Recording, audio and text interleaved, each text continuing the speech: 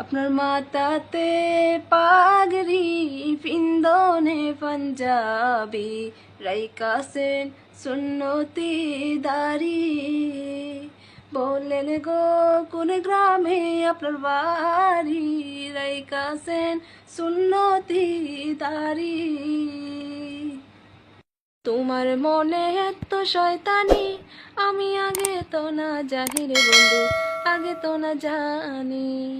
তোমরা আসলে তো জাত খারাপ, আসলে তো জাত খারাপ কইছিল নানি, আমি আগে তো না জানি রে বন্ধু, আগে তো না জানি।